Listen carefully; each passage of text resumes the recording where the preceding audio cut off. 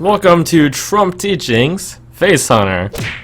This deck is very notorious on ladder, and I'd say it's one of the easier decks to play. Very simple game plan. You play your cards, and then you generally hit the face with them. Probably the one tricky thing is, sometimes you have to not go for the face, and it's actually correct. Notably in the early game, you're going to want to clear out the threatening cards. Usually the best things to clear with would be your weapons, because your health doesn't really matter that much.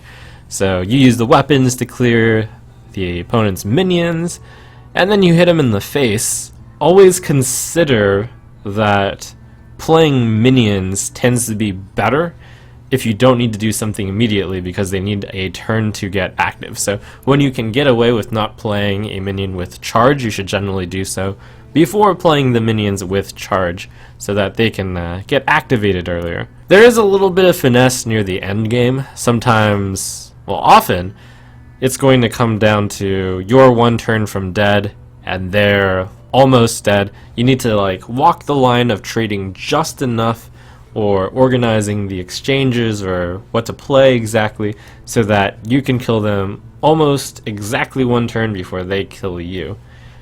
And that's the art. Also, try not to play Arcane Golem that early. Unless you have no other choice, then just go ahead and play it, because that speeds them up.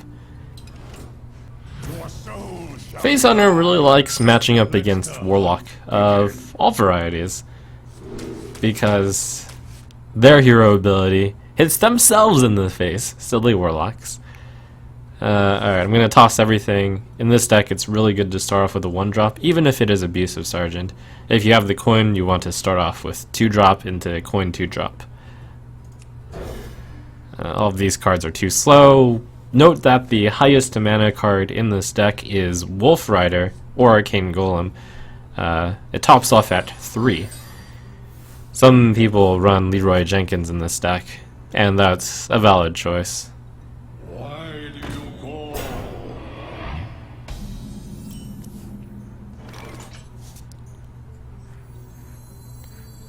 I'm going to coin out the Knife Juggler here because it looks like this is a really good exchange. The opponent is a zoo. You can tell because of the Voidwalker already. Well, most likely a zoo. There's going to be all sorts of comments like, Trump has to teach how to do Face Hunter? Oh, you hit the face. But maybe there's not that much more than that, but there's a little bit.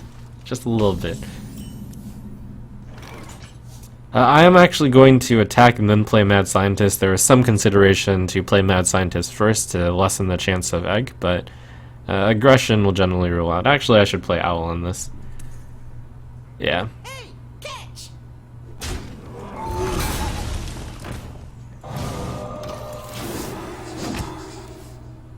In the Zoo matchup in particular, you're going to be very happy that you're running 2 Explosive Trap in this deck.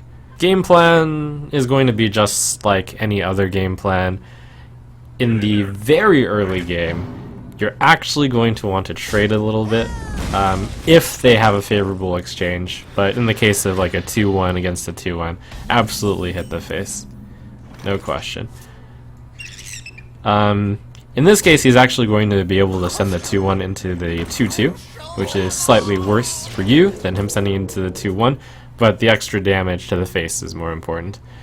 This isn't to say that from here on out it's always going to be hitting the face, but with this deck especially, it transitions from clearing the minions into hitting the face pretty early on, usually around turn 3.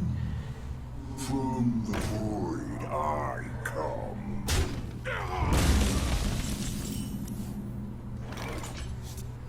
Playing the Wolf Rider before the Arcane Golem is a good idea to make sure not to speed him up. I would have played most cards over Arcane Golem there, although if I had just like Unleash the Hounds, Kill Command, and Arcane Golem as my hand, I would have played the Arcane Golem there and then hit the face. With this deck, you often want to reverse count your damage, which is to say, consider how much damage you've got a few turns in advance. That card, not even that one's really worth thinking about. That's far too slow to consider trading into. One thing that I'm going to say, which is really important, when it's getting into the late game, turn 5 for this deck, make sure to look ahead and think about whether or not it's better to use the hero ability, which is a free 2 damage, or to play a card that'll deal damage. Oftentimes it is wrong to play Kill Command over Steady Shot, for example, because Kill Command will only deal 3 damage or 5 damage, but if you wait a turn, then you can add in an extra 2 damage by Steady Shotting this turn and Steady Shotting the next turn. In this case, I am going to weave in, as it's generally called, a hero ability over playing an Abusive Sergeant, which is also going to do 2 damage either way, but the Abusive Sergeant is going to get the damage in either way.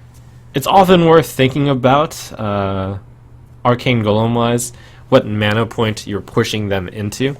Against the Zoo, it doesn't quite matter that much that I pushed him into 7 mana, but against other decks it'll often matter. For example, you don't want to push someone who's at 3 mana into 5 mana if you think that they're going to play Sludge Belcher, but it's often good to push someone from 4 mana to 6 mana with the Arcane Golem, because maybe they were planning to play something on 5, such as a Sludge Belcher.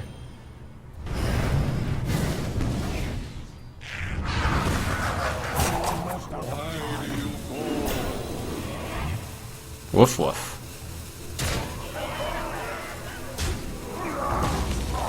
This is a pretty good situation to be in.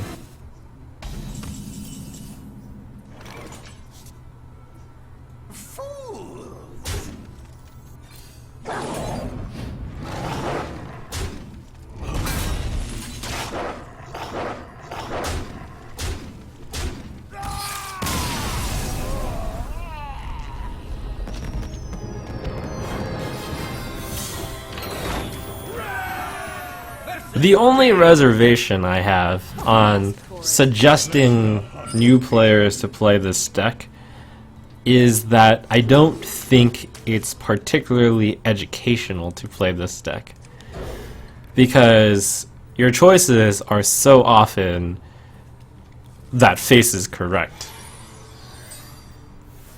So I often suggest instead, if you're actually learning the game, to go with something that involves a bit more board control, so that you have to think about the trading more. This is worth talking about also. Suppose you have all of Mad Scientist, Knife Juggler, and Haunted Creeper, which one is the correct one to play? And the answer is it depends. But Mad Scientist is often correct. A really good opening tends to be Haunted Creeper into Knife Juggler, but that involves you knowing that they're going to play something that Haunted Creeper is going to be able to attack into and then beat. Here's an example of actually a trade, because that is actually threatening enough to justify a trade this early in. The Sorcerer's Apprentice is a very key tempo card for the mages. This is going to be one more example of a card that is critical to kill. And nice thing about Knife Juggler and Haunted Creeper is that when the Haunted Creeper explodes, the Knife Juggler will hit and hopefully actually kill off that, and sometimes it doesn't, that's bad luck, but in this case it did, hooray.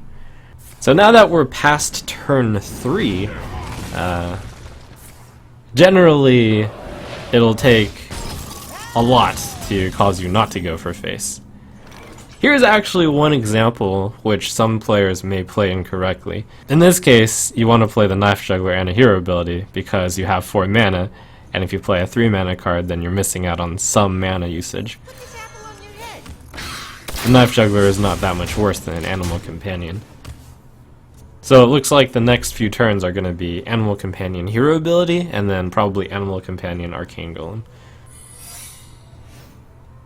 As a note, even though most of the time Arcane Golem should be played last, if you suspect that the opponent is going to play Taunt, and you have a hand of kill commands and quick shots, you do want to play out the charging Arcane Golem or Wolf Rider as a priority and get in the damage before they taunt up. It is almost always right to play last the skill commands and the quick shot. Someday I'll be just like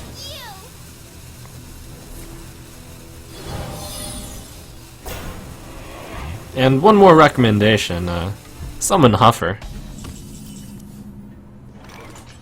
Here I'm gonna play Glaive Zuka first because I don't want it to hit the animal companion no matter which one it is.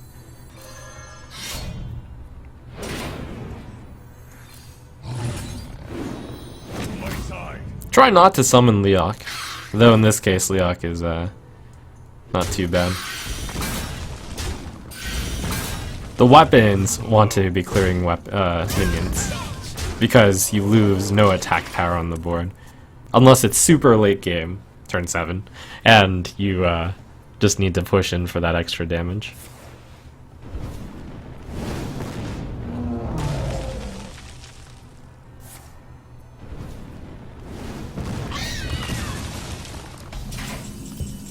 Okay, we do know that that is a mirror entity. Good to trigger this off of the leper gnome. So I'm actually really happy to draw 1-drop there because now I can go 3-1-2.